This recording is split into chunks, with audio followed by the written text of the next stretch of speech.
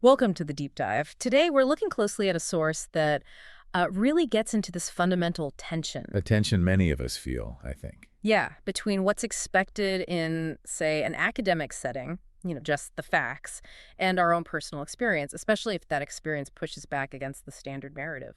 And the source we're digging into is an essay called Just the Facts, Please, on being too autistic for the annotated bibliography. It's by Jaime Hoerricks, who has a PhD. Right, and the setup is pretty interesting. The author, already holding a PhD, working in autism, education, care work, they decide to take an intro to psychology class as a student. Yeah, stepping back into that role. And part of this class involved, well, a pretty standard academic task. Which was? Writing 5 annotated bibliography entries, and they had to be on recent, like 2025 recent peer-reviewed research. Okay, so given their background, it makes sense they focus on autism research. They picked an article, Autism Spectrum Disorder Across the Lifespan, Tafalla, Singer, and Lord from 2025. Exactly. And this is where it gets really interesting for our deep dive, because the way Hoerricks annotated this article, it wasn't just a summary. It was critical. Deeply critical. Yeah. And the feedback they got basically said, nope, annotated bibliographies need to be neutral summaries. Ah, the neutrality requirement. So our mission today is to really unpack what the author lays out in this essay. We'll look at their critique of that psychology article. Really quite detailed. And how they interpreted that be neutral feedback. Plus, their thoughts on bigger ideas like neutrality itself, professionalism, and, whose voice gets centered in these academic conversations. And just to be clear, we're sticking strictly to what's in Hoerricks' essay. Okay, let's dive in. So first off, this decision to go back to intro psych. An author with a PhD, why do it? What did the essay say? Well, Hoerricks mentions a few things. Staying current, professional upkeep, that sort of thing. Makes sense. Also, curiosity. And they framed it as experimental humility, seeing things from the student side again. Humility, okay. Yeah, and they even compared it to a psych class they took way back in '88. Called it a football class. Meaning attendance and being quiet seemed more valued than actual critical engagement. Gotcha. A different time. So this new class had the annotated bibliography assignment. Right. 5 entries, 2025 research, peer-reviewed. And that led them to the Tafalla, Singer, and Lord article. And annotating that piece is where they felt they, quote, broke the rules. Yeah, broke the rules because it wasn't just a summary. What they wrote was a pretty thorough critique. The essay goes into a lot of detail about the specific problems Hoerricks saw in that 2025 article. And this critique is central, right? So what were the main issues they raised about the article's content or framing? Okay, so one major point was that the article used what Hoerricks calls a medicalised narrative. Medicalised. Yeah, and builds on hierarchical knowledge production. So terms like neurodevelopmental condition or profound heterogeneity. The author felt these positioned being autistic as, inherently a problem to be fixed. Framing it as deficit? Exactly. And another big one was the term profound autism. It appeared early in the article. Okay. Hoerricks saw this as basically bringing back old functioning labels, just, under a new clinical name. And they pointed out the article didn't discuss where this term came from, a Lancet commission, or that it's actually really contested by autistic communities. So presenting a controversial term as if it's just fact. Pretty much. Yeah, as if it were unproblematic. That was a major concern for the author. That's a really interesting point about language. What else stood out in the critique? History. The Tafalla article started the history of autism with Leo Kanner in 1943. Okay, standard enough, maybe. Well, Hoerricks argues it's not okay because it completely omits Grynia Sukareva's work from 1925. Wow, almost 2 decades earlier. Right. And Hoerricks believes Sukareva's descriptions should have been central. They see leaving her out as a kind of canonical exclusion. A deliberate choice. That's the interpretation. A choice that keeps the focus on certain figures, certain institutions, and ignores earlier contributions, especially those outside that specific lineage. It ties into what the author calls epistemic justice, fairness in knowledge creation, and who gets credit. So who gets to write the history? Whose knowledge counts? It's a recurring theme. Definitely. And related to that voices, the article apparently mentions ASAN, the Autistic Self-Advocacy Network. Okay, that sounds like including the community voice. On the surface, maybe.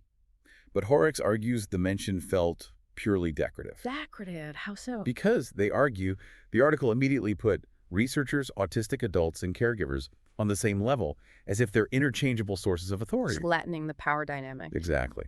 So Hoerricks felt the ASAN mention wasn't foundational. It was just like a quick nod ticking a box before going back to the main clinical viewpoint. Interesting. So inclusion, but maybe not meaningful inclusion in this view. That's the critique. And then there's the language itself. Hoerricks describes it as steeped in the distancing language of clinical observation. Examples. Things like adaptive skills, external outcomes, standardized tools. The author argues this language turns the autistic person into an object being studied. Rather than a person with their own perspective. Precisely. A studied object, not a speaking subject. Making it feel very impersonal, very removed from lived reality. Yeah. And connected to that, Hoerricks notes what wasn't there. No engagement with research actually led by the autistic community. Yeah. No citations of autistic scholars.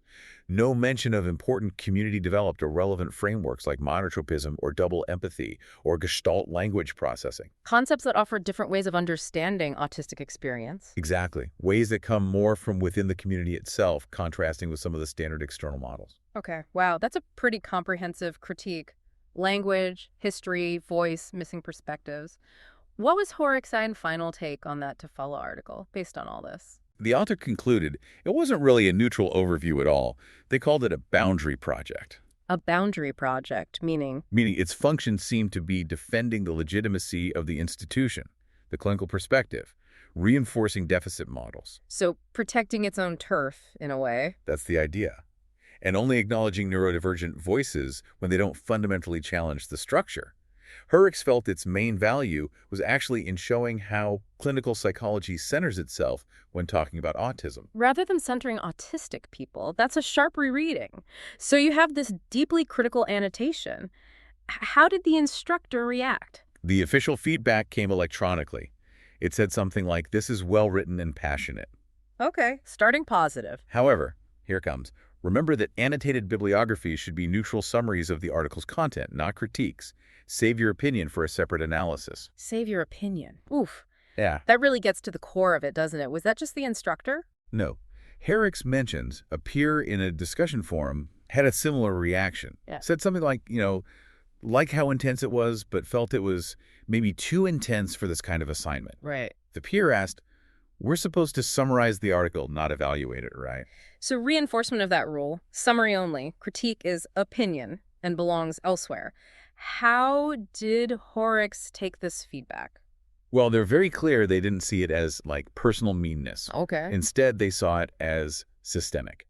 A soft constraint, they called it. A redirection. Even subtle gatekeeping. Gatekeeping. Interesting. Yeah, like the feedback was basically saying that their insights, their way of reading the material, it just didn't belong here in this specific format. They'd gone outside the neutral zone. Their annotations had bled. My annotations had bled. That's such a powerful image. And they connect that feeling, right? That not fitting, that bleeding over. Directly to their identity, yes. Yeah. They write, "But I am autistic. I don't bleed neatly," especially not around institutional violence. Wow. That really links the personal, the embodied experience to the critique of the academic structure they encountered. Absolutely. It frames the pushback against neutrality not just as an intellectual disagreement, but as something deeply personal and tied to their experience within systems that can feel exclusionary or even harmful. Which leads right into their bigger thoughts on professionalism and what they call the empire of neutrality. What's that about? Well, Hoerricks reflects on being told repeatedly, probably in many situations, to be professional, which often means, being neutral, dispassionate, disembodied. Like detaching yourself to be taken seriously. Exactly. But they don't buy that neutral is actually neutral. Based on experiences like this, they see it functioning as a kind of gate or a moat around the ivory tower. A barrier. So neutrality isn't just objective description. In this view, it's a tool that can keep certain perspectives out. That's precisely the author's interpretation. And in that context, they suggest that professional development can sometimes mean learning how to suppress dissent, to convert resistance into compliance. Learning to just go along with it, that's a really critical perspective on what might seem like just following academic rules. Did they think about just doing it, stripping the critique out? They did consider it, but they frame not doing it as crucial.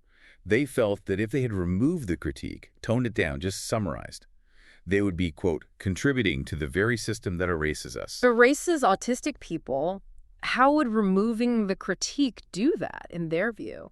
Because, the author argues, it would implicitly endorse everything they critique in the first place. It would say, yes, clinical voices are objective and lived experience is just opinion. Right. It would affirm Kanner as the starting point, ignoring Sukareva.